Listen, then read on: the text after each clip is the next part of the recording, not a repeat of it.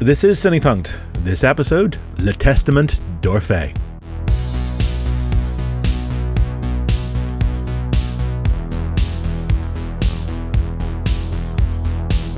While Jean Cocteau was never a prolific filmmaker, the French creative was a polymath when it came to the arts, producing a huge volume of work across various disciplines, including theatre, literature, painting, sculpture, criticism, and poetry.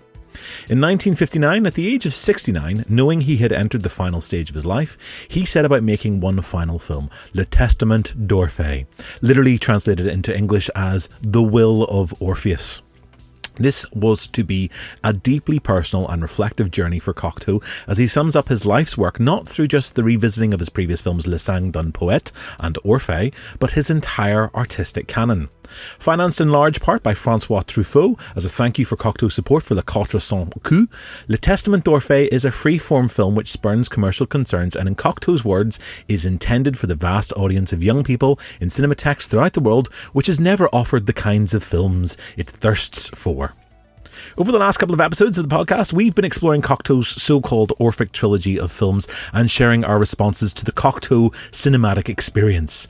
We've been on a journey watching him and his thoughts age over the 30-year period of the cycle's creation, and so it's time to conclude our path together with a film that at times can seem impenetrable.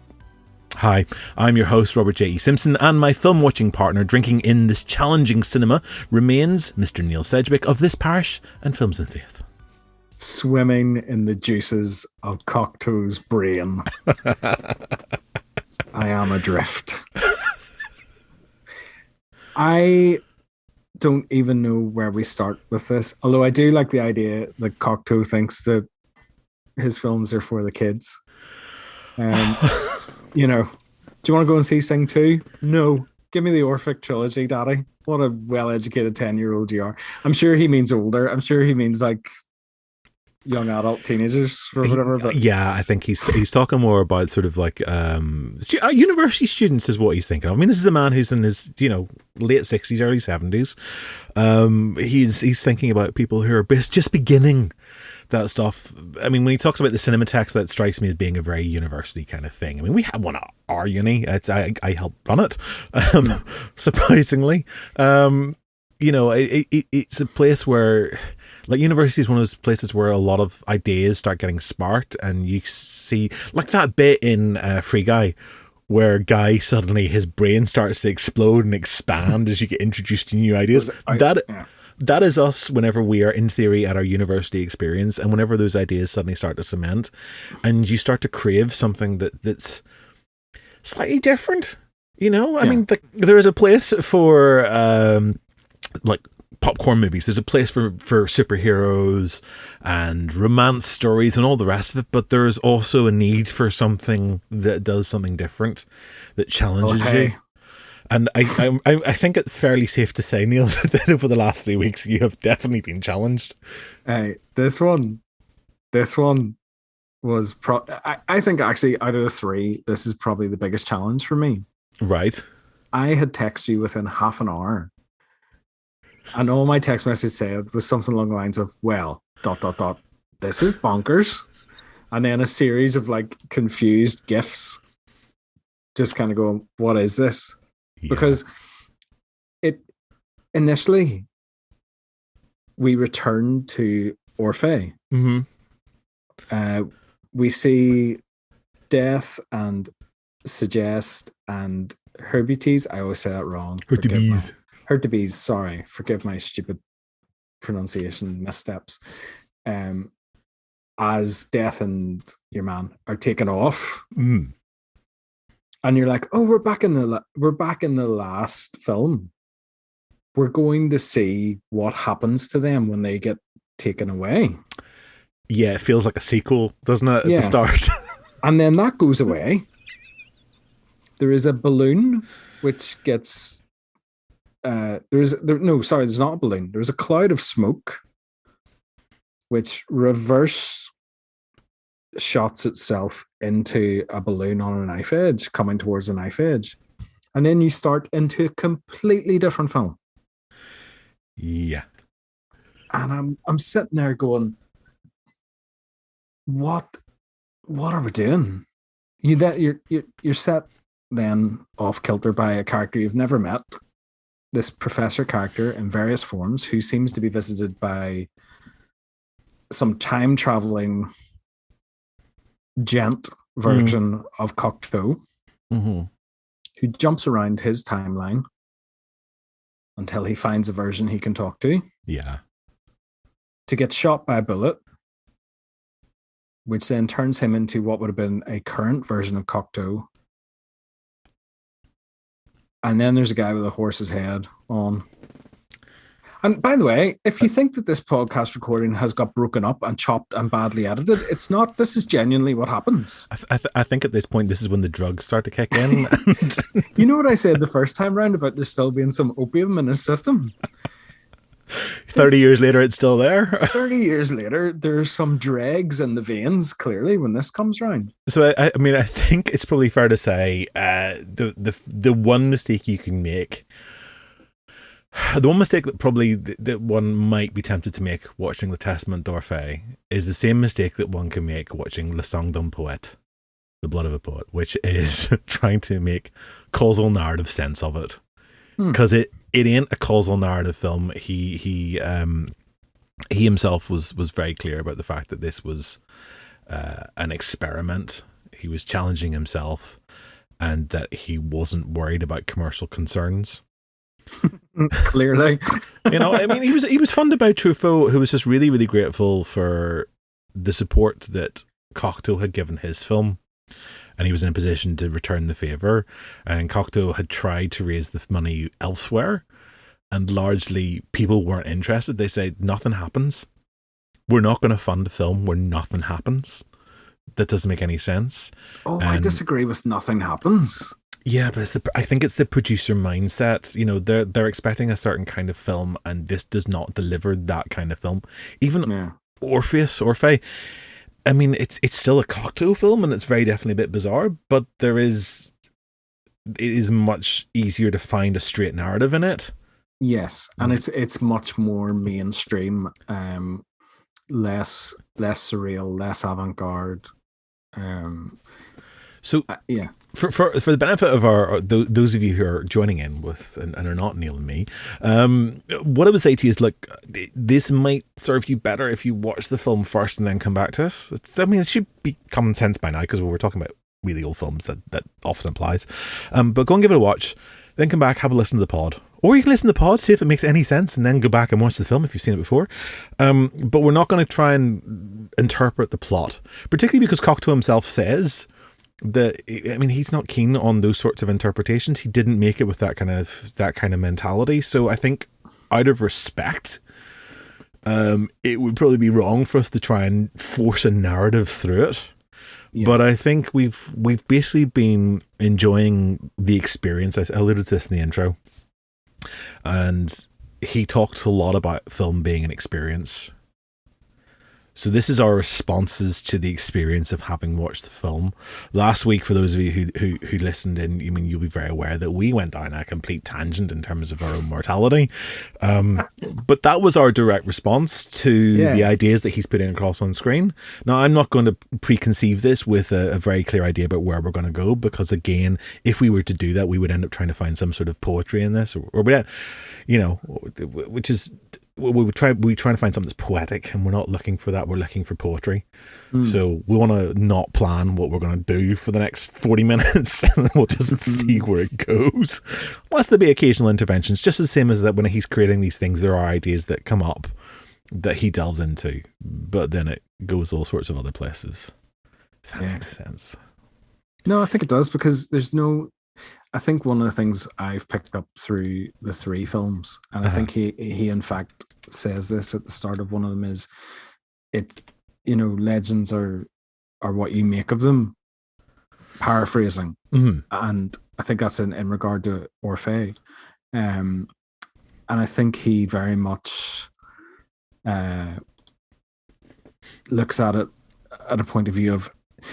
So one of the things I've never been able to do, when you go to like the Ulster Museum, you go to an art gallery, the Tate, whatever, and you find people standing and staring at paintings or sculptures or whatever, looking for something. I have never in my 41 years been able to do that. My attitude in rooms like that is, wow, that's an incredible piece of art, and then move on.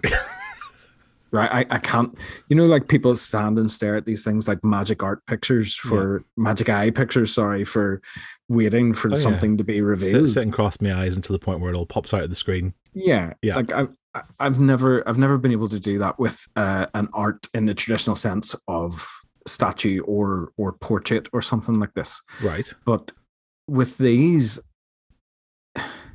they like I joke about swimming in the juices of Cocteau, and I'm like, but these are lingering in my head days after, long time after. The things that are being revealed to me, particularly the last one where we did talk about mortality and things like that, where it's, when you have a character who is death, it's very hard not to think of what death means, which is it's a fairly obvious statement to make, but it's what it should do. And with this, when you talk about how he considers his final phase of life, I felt this is the one where I kind of go, this is the dreamscape. This is the internal workings of the mind of an artist, because it is so obscure at points, and so it bounces around so many different things that it feels like a dream.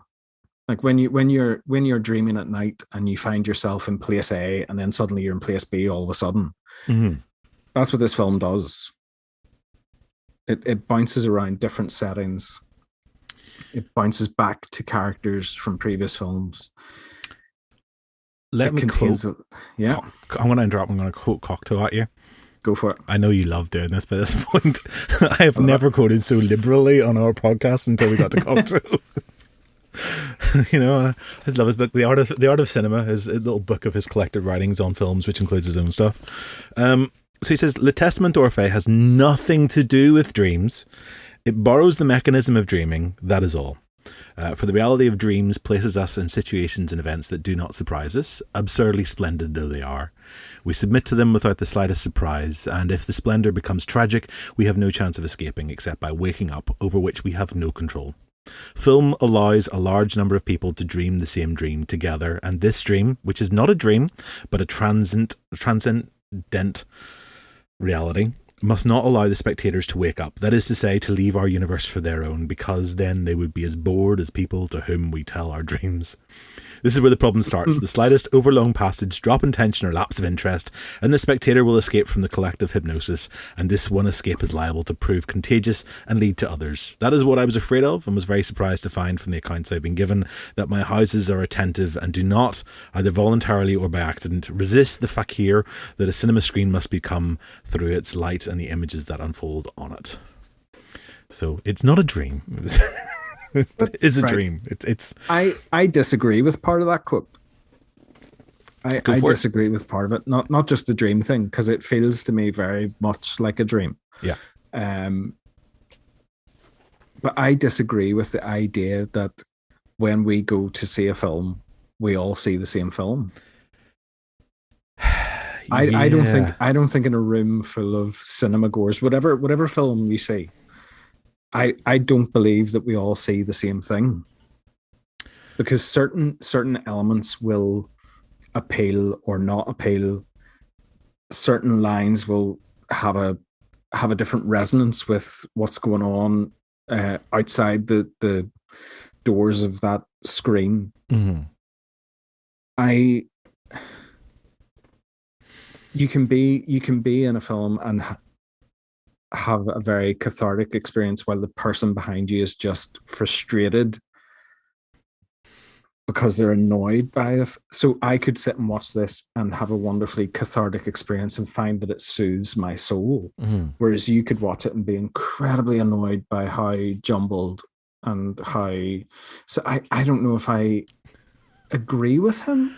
on I that. well, I think what it allows us to do is to all see the same imagery, Yes. and we're all put in that same world. Now, our experiences of the world are what's different. Hmm. So I think we can all see the same dream, but we all respond to it in our own way.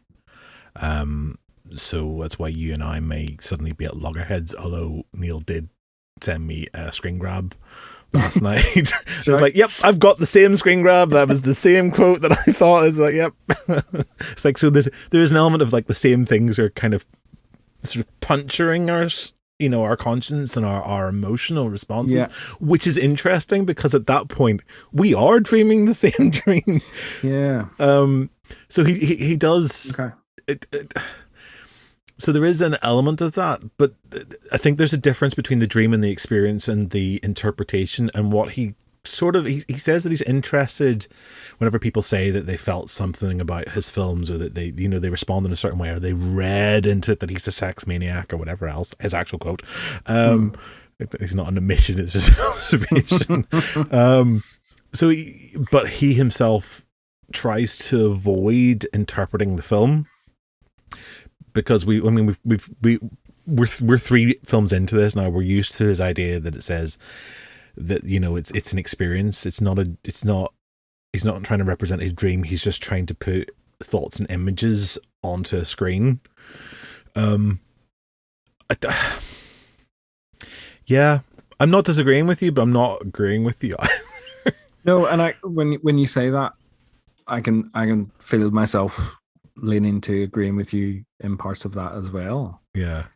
Because we do all see the same image, but we don't all have the same experience necessarily. Yeah. But equally, we may impart, which is why I send you a screen grab of the thing that you have just screen grabbed as we were watching nearly in tandem last night.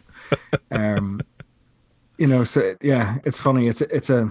I mean, that to me is magical. That that of all the things that you should pinpoint out, that you pinpoint that moment. It's that thing where where you talk to someone else and like they've connected with the same piece of work. I suppose it's what we're all trying to do with like these podcasts and these conversations, is to find our kind of commonality.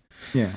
Well, that particular moment. Let's talk about that moment, because the quote was, he is asked to defend his art and his thinking, how he sees the world in front of death and Hurtubise. I've said that 17 different ways. Did I get it right that time? Hurtubise? Close enough, yeah. They reappear as some kind of jury from which he is supposed to defend himself and what he has done, what he has achieved, and how he sees what is a poet. And they ask him at one point, what is a film? To which he replies, a film is a petrifying source of thought. It brings dead acts to life. It makes it possible to give apparent reality to the unreal. At which point I screen grabbed that. I screen grabbed the first couple of lines of that because obviously subtitled, it wasn't all there. I think it just said a film is a petrifying source of thought. Yeah, was what I sent you. And obviously we're a film podcast, so that that has a particular resonance to what we do. Oh, it's totally Instagrammable little like. Yeah, very quotable, very social media friendly for us. But it just leapt out at me, and it's interesting that it leaps out at you, because when we are talking about him as a filmmaker, if that's his honest appraisal of what a film is or can be, then it's very interesting to take that and apply it to other things that we watch. So regardless of this film, a film is a petrifying source of thought. It brings dead acts to life. It makes it possible to give apparent reality to the unreal. And to take that into a very generic form, in terms of comic book movies, which fill our multiplexes so much more, you are making it possible to give apparent reality to the unreal. Yeah. When you have a young teenage boy bitten by a radioactive spider, or you have a man who can withstand gamma radiation blasting through his body, and then he just becomes some massive angry green giant. This is the apparent reality in an unreal, in a logical sense, event. So when you, not that I'm going to go and see Spider-Man and think, what would Jean Cocteau make of this? But when you put that quote through it as a lens, Mm-hmm. he's fairly spot on. Yeah. Like no lies are detected there. So it's interesting to have his perspective as a filmmaker on what film is, Mm-hmm. and then apply that elsewhere. So that's part of the reason why I screen grabbed it. So it becomes like a litmus test for what we are watching. Mm-hmm.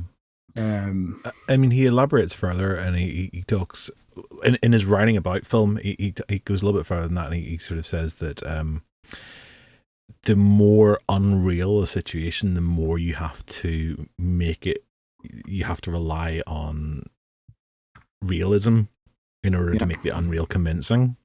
But I'm also always struck, particularly whenever we're looking back at older films, about how essentially we are looking at. I mean, he talks about bringing dead acts to life. Well, that's essentially old cinema. We are watching people and craftsmen who have died years and years ago, and yet for the duration of the film, they appear like these sort of ghostly specters on a screen. They're literally projections of light that are before us, and for 90 minutes, we are utterly convinced we are in the room with them and in their space. That is a very specific ability of film compared to any of the other art forms. We can read the words of Shakespeare, but it's not the same thing. We can't see Shakespeare. We can see a photograph of our dead grandparents, but it's a photograph. It's a still image. It's nothing. Whereas film gives this illusion of life. There's something about art, in be it film, literature,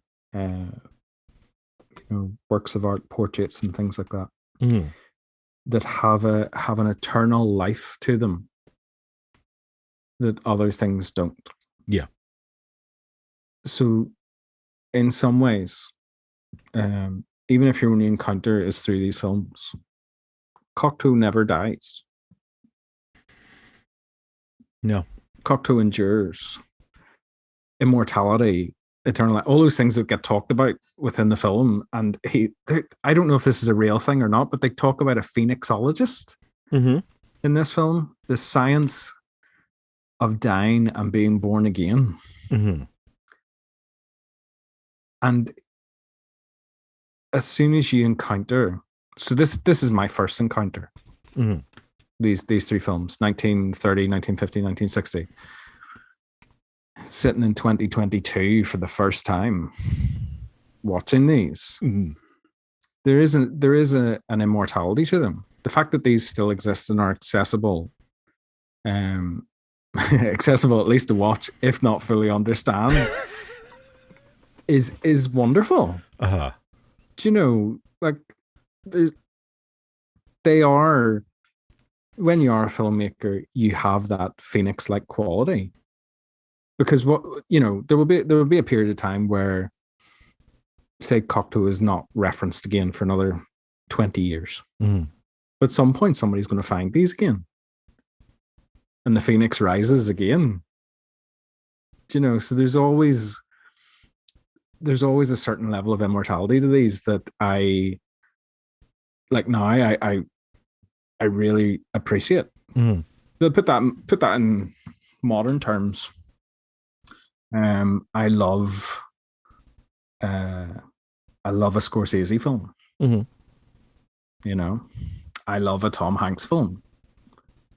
Tom Hanks will never die, at least on screen, because there'll always be those films will endure. Scorsese's work will endure. I'm trying to think of other directors whose stuff I really love. Wes Anderson, Mark Cousins, they will always continue in some form or other. And all of them, you're not only bringing dead acts to life in the story, but you're bringing dead actors, dead creatives to life every time you decide to put on a DVD. At risk of offending Cocteau, who says that anything that can basically you can explain is vulgar, it's one of his another one of his quotable things. Just determined not to explain what is going on in his films. It strikes me as well that one of the things that again he repeatedly says is that for the poet has to go through multiple deaths in order to be. And there's that sense of not being properly recognized until you're dead. And I don't think he was not an artist who was not recognized in his own lifetime. He was, and he was engaged, and he was appreciative of that. But he repeatedly kills off himself within his work in order to live. Yeah. And it's I don't know what it means really, and I don't know that I want to investigate what it means really, but I am aware that this repeated death of himself is almost a way of dealing with one's own mortality, of accepting that this is going to happen, and so staging it in a way that allows you to go through this process, which also allows you to reconsider what your work and your life means. So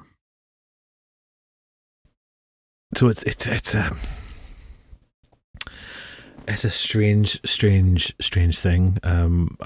He does take a very grisly death in this at one point, where he gets a spear right through the middle of him, which is rather unexpected. I mean, I had forgotten he got speared in this. I haven't seen this film for quite a while, and suddenly he's in this wonderful,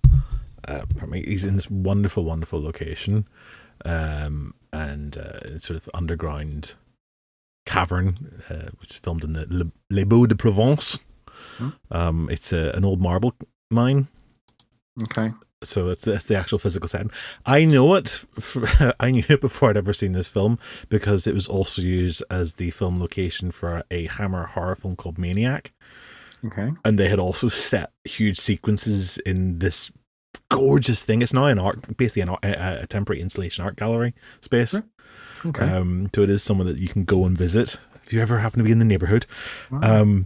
But he's in there. There's this sequence, and he gets speared right through the heart, and he dies. And then there's a sort of funereal gathering from which he comes back to life and wanders off again back through the underworld, trying to escape, I guess. Yeah. But that's not at which point his eyes are closed, and he has eyes painted over his eyelids, which in itself is that very kind of reminds me of like those kind of Norse type films. They would give you a coin to pay the boat on the way to death or whatever. He's gone back to his classical mythology, but there's also a sense of like, if your eyes are closed, his eyes are closed, but they're also wide open. Which one is tempted to start reading things into about how we understand stuff. Like, even though it looks like you're gone, there is still an alertness and awareness. You're able to see without being able to see, or at least create the illusion of being able to see without being able to see. Yeah, something like that. Something. Yeah. I mean, funny you should say that this you struggle with trying to sit down and actually watch artwork, to look at an art and take it in and suck it in. Yeah. Apart from the fact, I'm thinking like, we need to go on a mandate and go and have a look at some art gallery. Yeah, let's do that. Absolutely. Do the art tours. But the other thing that strikes me, it's funny enough, probably the one picture I have spent more time with than anything else is a Cocteau. Right. And in London, there is, just off Leicester Square and beside the Prince Charles Cinema, which you may know, there's a little church called Notre Dame in Paris, in central London. And in 1960, Cocteau went there for a week, and he painted this massive mural. And every time I am in London, in the centre of London, I try and make a detour into that little church, and I go and stare at that painting for, I don't know, 5-10 minutes, just to kind of get my fix of it. I think it's an incredibly beautiful piece of work. But every time I go, it rewards me in some way. It's again about experiencing the art. Okay. For me, And it is now behind kind of perspex glass because somebody doodled on it. Isn't that true? I don't know if it's about, I don't know Somebody about the tried to doodling bit, but add something to it, or it is behind screens. So I mean, I think it's still used for certain services. I mean that church as well, because of where it is. I mean, last time I was in, the last couple of times I've been in, is often you'll find people who don't have a place to go end up in that church just for a bit of warmth and a bit of comfort, and a place to just sort of like disengage with the world, I guess. Which is quite nice to see the sort of a church being used as a place of giving comfort to refuge. But I don't even know that I want to go up and be able to touch the work. I mean, for me, just to be able to see it at all, to see something that he created so close. And I know there are other places I could go where I can see a lot more and a lot closer up. But it just strikes me as sort of incongruous in a way that this piece exists where it exists, and that people don't realize that it's there. There must be film fans who walk up and down that street every day who have no idea that this is sitting there. I have been there. I have been to watch films in the Prince Charles, and when I've been in London, and did not know that was there. Next time you're there, you'll be taking a detour next week. But like, it's only 5 minutes.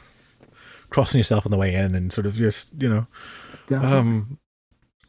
So yeah, so for me, like, I suppose it's this experience thing. Like, I feel that having watched these 3 films in a run, there's been some sort of experience of art, and this, I think, was actually the first Cocteau film I ever watched. Oh my goodness, this was something I was going to text you. I was going to text you when I watched this and went, "Dear love, the person who saw this one just like individually." There's these stories of like people jumping into trilogies at the last film and coming out going, "I didn't understand anything that was going on." Yeah. Like, even in the context of like The Matrix or something, like just going to see that individually on its own. I was like, how would you, that was one of the thoughts I had last night. Like, how would you fathom, like, if you just happened to pick this up, how would you approach this at all? Like, what happened to your brain the first time? Well, I know I didn't watch the trilogy in order. Right. That much I very definitely remember, because some of it made no sense to me, and it wasn't until a year or two later when I saw the others that it actually all started to fall into place. Okay. And I think, from memory, I'd either borrowed this on DVD or I'd went to see it in the QFT by chance, because I was watching as much as I could at that point. And I was sort of interested, and I thought, oh, this sounds good. And I don't know, there's something about it that stimulates, but it resonates with me differently now than it did then. I mean, like, that whole opening now for me is a very Doctor Who-ish kind of thing, where you've got this time-traveling Jean Cocteau who is doing all timey-wimey, wibbly-wobbly stuff. Yeah. And jumping back and forth across the timeline, creating paradoxes that allow him to be who he is. And again, brings him back to life, because he gets shot and then is suddenly alive again. So very early on, we have a death of the poet. Literally le sang d'un poète, I guess. It's the blood of Jean Cocteau, and like, so there's a whole lot of stuff going on, and its meta-ness is something that I appreciate better now. But even then, I still don't know that I could penetrate it or want to penetrate it. Like, trying to make sense of is Suggest, or is it Edward, his son and lover? Is very, very confusing. Is Jean Cocteau a Jean Cocteau, or is Jean Cocteau a character that happens to be a time traveler called Jean Cocteau? Because he plays both. Yeah. And so you start to try and unpick it logically. Like, even that whole there's a whole bunch of stuff that goes on. Like, he says to Edward, when Edward comes out of the water, I suggest, it's like he recognizes the photograph. He recognizes, says, I recognize Suggest from my film Orphic. It's like, okay, right. So you recognize him as a character from your film, and he sees him, and he doesn't recognize him because the hair is the wrong color. It's like, well, hold on. You also later on acknowledge him as your son, so you know exactly who he is, but you're pretending that you don't. Yeah. And yeah. I mean, then you realize that this is incredibly dreamlike in its construction, that you accept it for what it is in the moment that it's playing out. and you don't pick it apart in the dream. Like, you never pick your dreams apart while you're dreaming them. You just kind of like sit, you absorb them, and you go, yeah, that happened.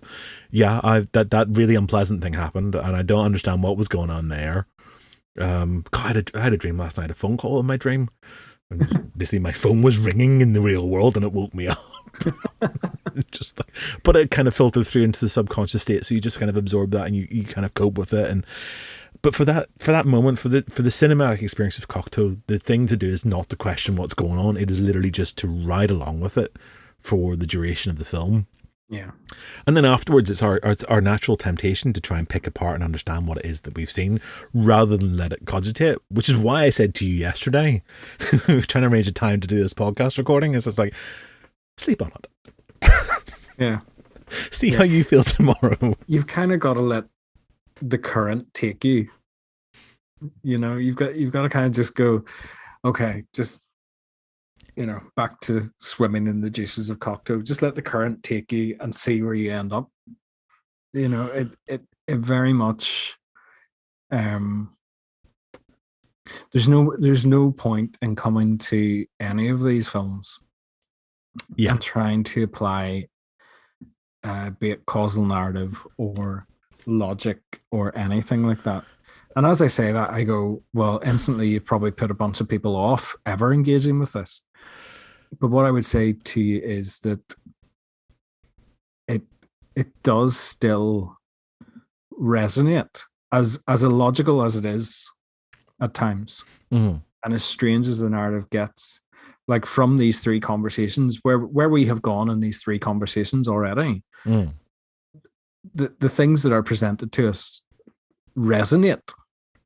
And I have told you that I'm becoming slightly Cocteau obsessed now.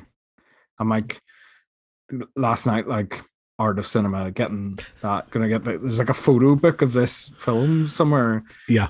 And I'm like going to try and get my hands on a copy of that to see, is there any more explanation, or is it more just factual about where shots were taken and things like that? Is there any more scribblings of thought in the middle of it? Or even he was interested in that one, because it wasn't him that took the photographs. No, it's a different photographer. And he said he was interested in it being done because he thought it would bring out something else that he hadn't seen in his own work. Yeah, because I don't know how quickly I will return to these films. but what I want is, I want to be able to, like, take that book off the shelf and look at it and, like, be reminded. Yeah. Without necessarily having to sit down and do the visual engagement, to be able to have those kind of stills there to kind of remind me of what I've seen and what I felt, which I suppose completely negates I never stare at art. That probably negates my entire argument there. I never stand and stare in the museum. But it's I mean, even then, when you stand and look at a piece of art, unless you have art in your home, yeah, and even then, I think we tend to look past it so much because it's there. But after a while, you have to leave the museum, because if nothing else, the museum closes. Suddenly I'm thinking about Vertigo. I'm thinking about Madeline sitting looking at the painting in Vertigo and taking her time, and Jamie Stewart's character, Scotty, watching the painting. And this sort of need to absorb ourselves within this. And you got art students who sit and they look at art and try and copy the art in order to understand the mechanics and the methodologies and the thinking processes. And there's sometimes an impression I get that this is the reserve of intellectuals or the talented or the gifted, whereas that's not actually the case at all. It's a case of, you know, we see the art and it either connects or it doesn't connect. And if it connects, we can spend some time with it if we're able to. Although, I mean, if you've ever been to the Musée d'Orsay or the Louvre, it's very, very difficult to actually spend any time with any painting without being interrupted by a bunch of tourists. Yeah. You know, it's like 30 seconds and you got to move on because there's a whole crowd of screaming kids. Do you know, there's that shot of, is it the Mona Lisa, where it's just somebody has stood back and took the photo of everybody taking photos of the Mona Lisa on their phones. Yeah. Like, it's a fascinating photo in itself, that image, you know. Like, I suppose the question is about how we actually experience art and what is we're taking away from it. And I think to not watch these films on a weekly basis is fine because it's clear that they have left a mark, and there are going to be scenes and moments and lines that stick with you and they resonate. And that's what creates something else. Yeah. Speaking of which, disobedience is a religion with you. Thought that one would rhyme with time with you. Push the wee button. Push the little films of faith button. Jot that one down as well. So, that's it. It's what that's always been part of my thing when I come to film. It's not necessarily the film as an entirety that resonates, but a throwaway line of dialogue like that, disobedience is a religion with you, will make me it'll make me kind of sit up in my chair and kind of go, oh, that's interesting. What do we mean by that? How do we pick that apart? Well, I think, again, at risk of trying to, as he says shortly after that, what can be proved as vulgar. So it's. I think that also is quite a good reflection of the way that he's approached the three films, particularly Le Sang d'un Poète in this one, is that he's not following the traditional rules at all. He's doing something else that's entirely different. It's not quite theatre. It's not quite. Then it's definitely not a theatrical film, although there are elements of that within it. He is doing something that seems counterintuitive. Even the very fact that you might be making a film that doesn't operate for commercial reasons. I mean, he's privileged enough to be able to do that. Yeah. That not every filmmaker could. And no, nobody has really made an obscure surrealist Marvel film. Well, is that Fantastic Four that Roger Corman made? I mean, that probably counts. Do you know what I mean? But nobody's kind of gone too far outside the box there. Yeah. Do you know, like the risks. And when I say that, before the fanboys come from me, that's not me knocking a Marvel movie. That's just me kind of going, those things don't exist. They don't. There's no obscurity or surrealism really to it, because the formula is very strongly set. You know, particularly when it's a new one, origin story, something happens, villain is introduced, crashy bangy end. You know, that's what we get. You know, that's what, you know, there's no kind of, you know, no Marvel character is standing before death trying to justify its actions. Ghost Rider, I don't know, maybe, but you know what I mean. It's you wonder if somebody made it now. So I wonder sometimes. David Lowery's a great example of this. Like things like A Ghost Story and A Green Knight recently, where I've watched both of those and I've gone, how did you manage to get that through the kind of studio system? Because they're great, particularly A Ghost Story, a film that I really love, is so, like, I went to see A Ghost Story. This is the closest I can think in modern terms of going to see a Cocteau film at the time. So I remember being in QFT and watching A Ghost Story, and the discomfort in the room was palpable. Because essentially what you have is an actor under a sheet being a ghost, standing in the corner of rooms, watching life continue, conversing with other ghosts, and then traversing time. And the room got initially really uncomfortable. And then there was almost this moment where everybody just kind of unclenched and relaxed their shoulders. And it just became this kind of meditative experience of watching this thing and letting it do that thing of let it speak to those that need to be spoken to. And also for the people this is not for, I can hear you sighing behind me. and that's okay too. Equally, I can hear the door bang when somebody leaves because they've had enough. Oh, I love when that happens. Do you know? So I think that's probably the closest memory I have of watching something that kind of was difficult for people to engage with and encounter in a cinema setting. Punch Drunk Love is the one I always cite. I mean, I went to a screening of it. Yeah. I went to two preview screenings in a week. One I think was the press show, which was at QFT, so it was like very, very empty screen anyway. And sort of people who were inclined to watch arty films. And then I went to like a radio giveaway preview. I loved the film so much I went to see it twice in 1 week. And I mean, it was a really uncomfortable experience for me anyway, because I took a girl that I had previously been seeing, and it was so weird trying to be friends, but it was really uncomfortable and probably shouldn't have taken her. But so many people walked out of that screening during the film. They just couldn't gel with it at all. It was not an Adam Sandler movie, I guess, for them. And it's a bit weird. But I think as well, our focus on stars as a means of navigating a film, of focusing on the lead actor. So Ghost Story is quite an interesting one in the sense that, you know, you have somebody that's behind a sheet. So it almost doesn't matter who that is behind the sheet because you're looking at the sheet. Yeah. That becomes not the concern anymore. And that's also one of the things that I think Cocteau picks up in his film, because this film has no credits. He does not acknowledge anybody who was in it, and there are some famous faces in there. And I don't know if you were prepared for some of them. You know, if you recognize anybody. I probably missed a whole bunch of them because I did do a bit of looking, and I was like, Picasso was in this? Yep.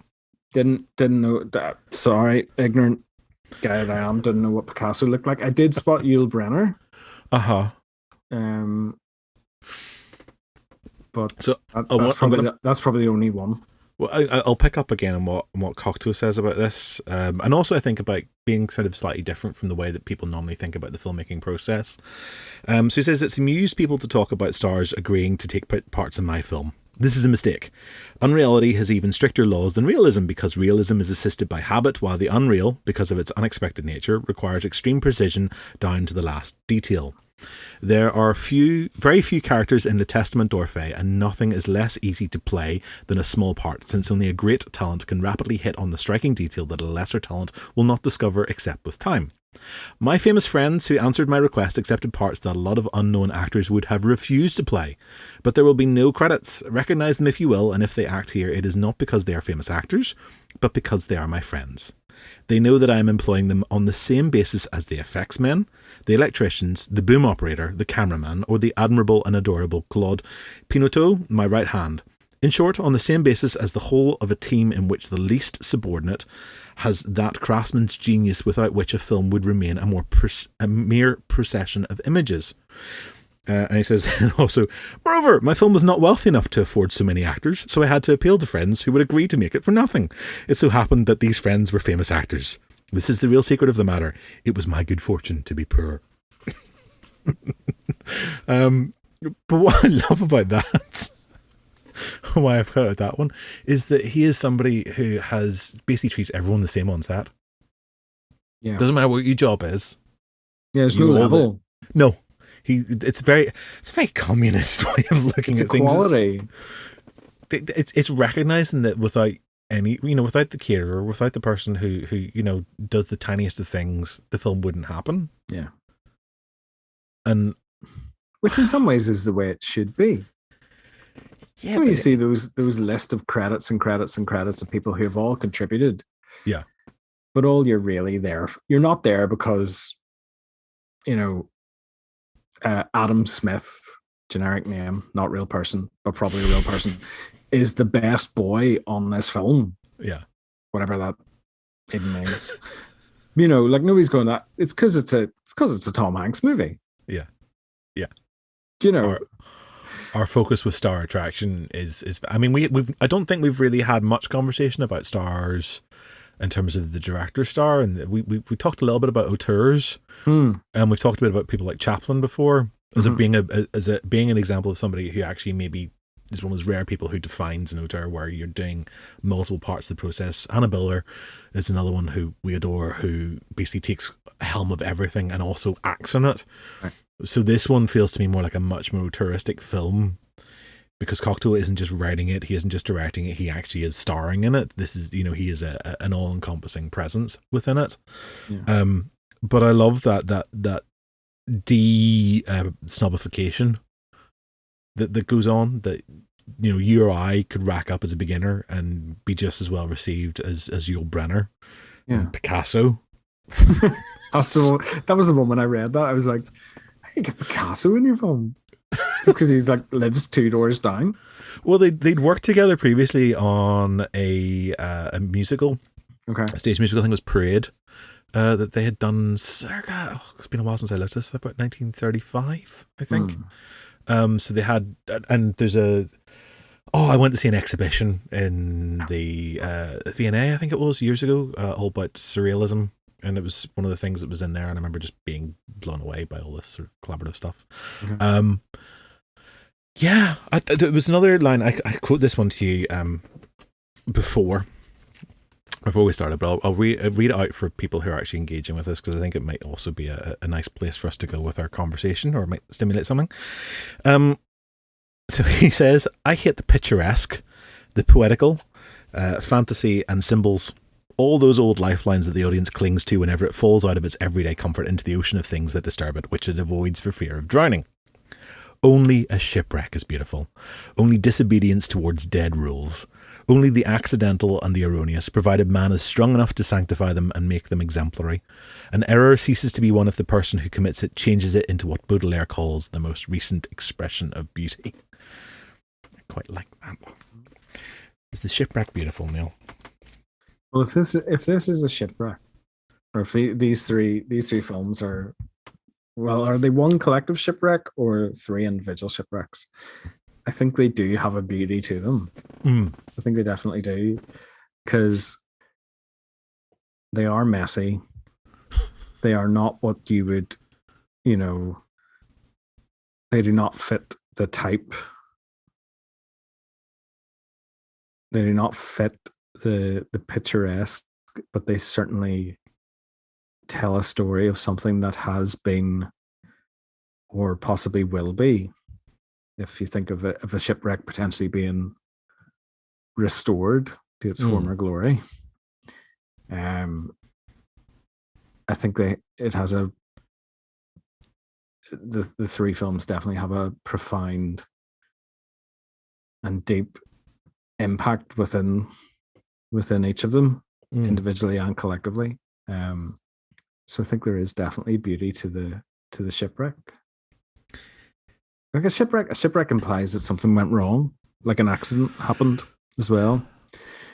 And I think in this, we talked about, I think it was the first film where they were cleaning up, and he took the shot of the smoke and the dust that was generated by like them cleaning around the room, happy accidents, as it were.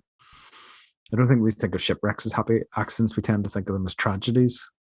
But I think there can be incidents, accidents that good things can come from. I suppose it's the magic, isn't it? Like, if you're doing a play or you're doing a film or you're creating a piece of art, often if it's scripted and planned and storyboarded, there's a very definite plan of how it should look, how it should feel, how it should be said. But in the moment, and what you're always looking for, is that magical spark that makes it something else. Like, what is that sets take 4 aside from takes 1 to 50 if you're Stanley Kubrick? What is that thing that happened differently that suddenly connects and resonates and feels like this has worked? Yeah. That perhaps is the accident. It's not something you can plan for. Yeah. You can sort of try and shape it. But I know from having done plays, there's nights where you've worked your ass off and an audience just sits there in dead silence, not responding or engaging at all. And yet there'll be another night where you'll go on, feel that you're not prepared at all, that things are going wrong, and the audience are lapping it up and visibly and physically responding to what you're doing. Yeah. Which feels like there's the happy magic. It's the accident that's happened that night is what they felt. Mm-hmm. And I guess there's an element of that within these films, that no matter what was planned, like, it feels like at times that they're not really scripted. There's something slightly odd, slightly awkward about it. That they're finding their way as they go through. And that creates something that's quite different. I mean, there's a line in this that says that this isn't a film. This is real life. Well, it certainly has enough chaos in it for that to be true. Yeah. I wonder if we, it's that thing of if when you revisit a film, like you see something completely different. And like if we came back to these three films in a year, 18 months, would I have a completely different set of notes that I have? Because I've various thoughts and things scribbled here, and I wonder, are these three films that are in some ways kaleidoscopic in that you never see the same thing really twice? Because I was a kid, I had a kaleidoscope, and the crystals kind of shift at the end into different patterns and different things, and it's never quite the same thing that you see. Yeah. And I wonder, are these films, or potentially any film like that, where you come to it, you sit down with it, and it's a completely different experience. But certainly in the case of this, where it's so obscure and has so much and so many little details, I think, in the midst of what we'll loosely call narrative, that it you could totally see a different thing every time you watch it, because you've been over these several times, so I suppose that's a question for you. Do you see something different every time, or do you? My experience has evolved. So one of the things I've said before I think I've said on this show, and I've said it in terms of other places, is that each time we watch a film is affected not just by our watching of the film and the atmosphere that we watch the film in, but also by the films that we have seen around it and the art that we have encountered around it. If you go into watching this in a bad mood, you're going to get a different thing out of it than if you go in with a good mood. If you're feeling particularly morbid, you will get something else out of it than if you're going in full of the joys of life. I mean, it's the difference between having just lost your mother and having brought a new life into the world. Yeah. Like, those two things will affect how you read what's going on within this. I did watch this with a headache yesterday, so I don't know if that impacted anything. I don't know. Similarly, we've been watching this in the context of a series of films that are dealing with altered realities, and so we're already well into the mirror land. We are well on that path. I mean, there's no mirrors in this film. The mirrors are refused, and how do you get through when there's no mirrors? It's like, you must. Yeah, another thing I scribbled down: no mirrors in this final part. You must have a mirror to disappear, he says to suggest at one stage, and suggest says mirrors reflect too much. They think they are profound, which made me go, in the last episode where I'm having this wonderfully profound conversation about every time you look in a mirror, you're that little bit older, you're a little bit closer to death. And I'm like, oh, Neil, you thought you were having a profound conversation. You're not. Mirrors reflect too much, and it's a complete nonsense. That's what's difficult about these films too, because he says one thing in one film and then completely almost contradicts himself in the next one. You might be reassured that that's another one of those quotes that I stuck down in my own notes. The same stuff is resonating with the two of us. And I think I scribbled it down because we had talked a lot about mirrors the whole way through this, and even again back to the Matrix conversation, where mirrors were a gateway and a portal, Alice in Wonderland, Through the Looking Glass, all that stuff.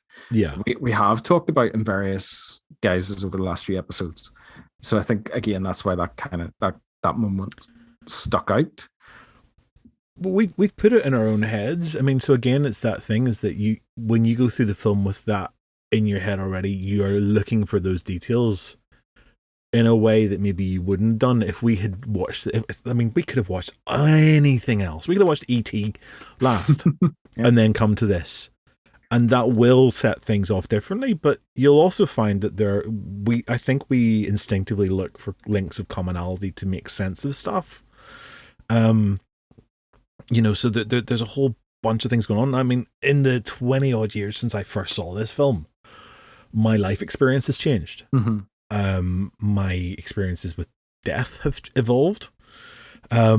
And so again, I'm much more aware of my own mortality. I'm aware of the stuff that I hoped to do when I was 20 that I have not done now that I'm 40. Yeah.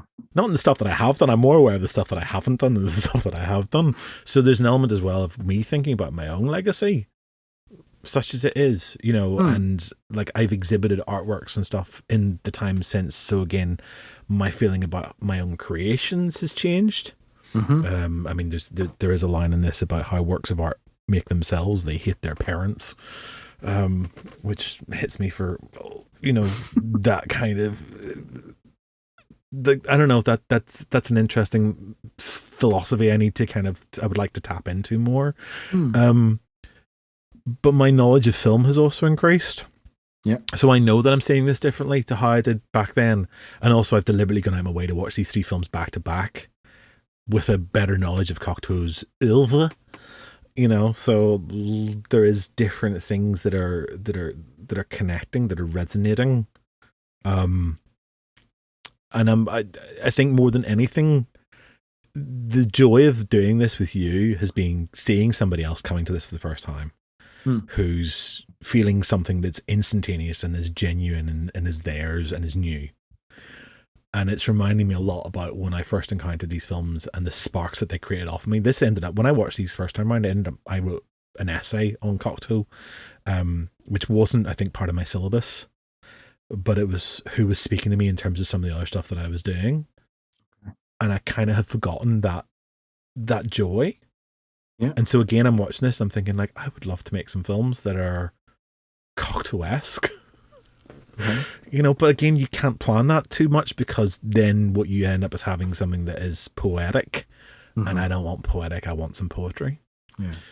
So in the context of our 3 conversations, I think I said this 2 weeks ago, like, is what we've just done today a bit of poetry because we didn't plan it. there's you hope that people find that within what we do, within this, which is our kind of art, I suppose, or it's one of our art forms, that I hope that there's poetry within here that people find that resonates, that connects. But I think for me, what I've got out of this a lot is the experience again of film, about going into something and just feeling. Like, I feel for me, these films make me feel. It's not about just entertain. I go and watch another film, I'll be entertained for an hour, 2 hours. And that's great. And that's what I want. And I love being entertained. I don't, it's a pleasurable experience. Sometimes it prompts other thoughts, but this is I think a more emotive thing for me. Yeah. I think for me, as a first timer, firstly, there has been a bit of the historical implications of these films. But there's also been that thing of deep resonance and a bit of creativity sparked in me to kind of go, it is okay to go outside the lines. It is okay to not fit the form in whatever you try to do, whatever your art is. If you're listening to this, I think it's okay. I think so often it's like, well done, you kept everything within inside the lines. And I think the truth is that the more outside the lines you go, the freer you actually are. Yeah. Like, I think of Cocteau now as a very free individual who makes what he wants to make, does what he wants to do, gives it to us and says, do with it what you will, rather than have it kind of very easily explained away, which is why there's still all these books and these things now that I'm going to go and tap into, because I want to know more Mm. about this character because of what these three films have sparked in me. Like I want to find out like that art of cinema book is on its way. Because I want to know what he thinks of not just his film, but just film as a Mm. as an art form, to see how that resonates with me in what I do here and what I do individually. Um, so this kind of mini series that we've dropped into the middle of this has been really great for me, because it's done that thing again where and we talked about it last time. I think it was last time where it's like, where are you fully alive? I think you're right. I think so often what we get to do here is we get to be entertained by certain things and pick out different elements. But I feel like these films have just done something much more profound than that, something deeper. And I think that's something to really be treasured and appreciated going forward. I think in light of sort of saying like how we feel in a year's time or 18 months revisiting this stuff, I think what might be curious, what I would say now would be interesting to see is if this rewatching sparks something.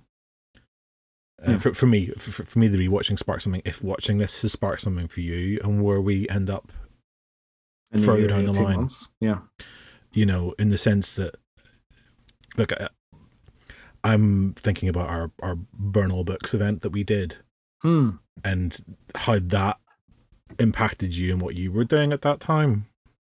Yeah. Because I think of all of us, you were the one that most visibly was making a sort of an artistic, a personal change when you, I mean, for those of you who haven't watched or seen or listened to what we did in that, we ended up doing a piece on censorship and about, and we had a symbolic book burning, but Neil actually burnt his notebooks for his Films and Faith project. Which was, I mean, I'm very emotional about it at the time. I still do get emotional when I think about it and when I watch the video. Because like a little tear. And because what that was at that point was that I wasn't doing what I wanted to do. I was doing something that I felt would attract a certain audience. Yeah. And now I am doing what I want to do because it has come back. That that phoenix has risen. The phoenixologist in me has brought something back to life, and it is, I hope, different, and I hope more honest than it was previously. And it certainly feels more authentic now than it did at times. Not all the time, like, not to say that I was completely putting fakery out into the world previously, but there was a bit of, if I do this will hurt. This will hit a certain marker. Or if I do this will potentially burn a bridge to getting somewhere else that could lead to something else. Yeah. And now I'm like, after that event and burning the notebook, I now have a new notebook. It has more ideas. And that's a notebook that I'm actually prouder of, because I don't remember anything in the previous notebook at all, which is really interesting. Ooh. I can't even remember what some of those things were. So I think that event probably sparked something in me. And now we've another spark to work with. I mean, I'm not trying to blow our own trumpet and be masturbatory in our kind of self-congratulations, but I'm also aware that when we did that event, we were not following what people wanted us to do. Yeah. People were very uncomfortable with the idea of us trying to have that kind of event at all. And even people who landed in that night were like, you're doing what now? Just like, we told you. This was very clear in everything we put out about this, that this is what we were going to do. We weren't joking. But I mean, why I'm referring to that as well is because within the context of Cocteau's conversation, you have literally gone through a death. You've had your own symbolic death. So I mean, when he suggests that the artist has to go through multiple deaths, well, the poet has to go through multiple deaths in order to be real. Yeah. Congratulations, Neil. You're on your way to being a poet. I'm a little phoenix. Yeah. I mean, I think maybe that's just the destiny of anyone who works in any kind of art form, is that the success is fine, but actually it's it's the other things. It's the mistakes, it's the failures, it's the having to lose your way and kind of be reborn that makes you who you are and will hopefully lend itself to some kind of immortality. Yeah. I hope so. I hope so. Well, not immortality. Like I'm not, I'm not I looking don't for. want to die. I don't want to die. I'm not looking for big things in what I do, but I'm certainly happier now doing what I do than I was, and that was why it had to go into the fire. So, yeah, thanks for that, and thanks for introducing me to Cocteau, because you're in real trouble now when I start. But here, I've got to go because I've got to get some opium. I don't even know where you get an opium dealer these days. Yeah, maybe that's the next series we need to do is films by people who are just high on whatever substance. But I hope that this has been a worthwhile trip for those of you at home who are sitting and listening and watching, who have been following along and also exploring these films. And if you know these films already, hopefully the conversations we've had have brought out something else. But if nothing else, I hope that you go and visit these films, because I think that every film that we've talked about, a bit like Cocteau, I mean, I don't really think that we prioritize one over another, but there's stuff that we select, and wait to see what it does to us. And I didn't think their conversations were going to go the way that they've done over this. And I'm actually surprised this conversation has not been more messy, because the film feels like it lends itself to more mess.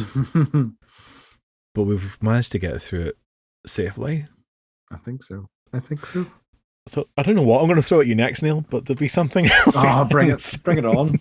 Bring it on, whatever it is.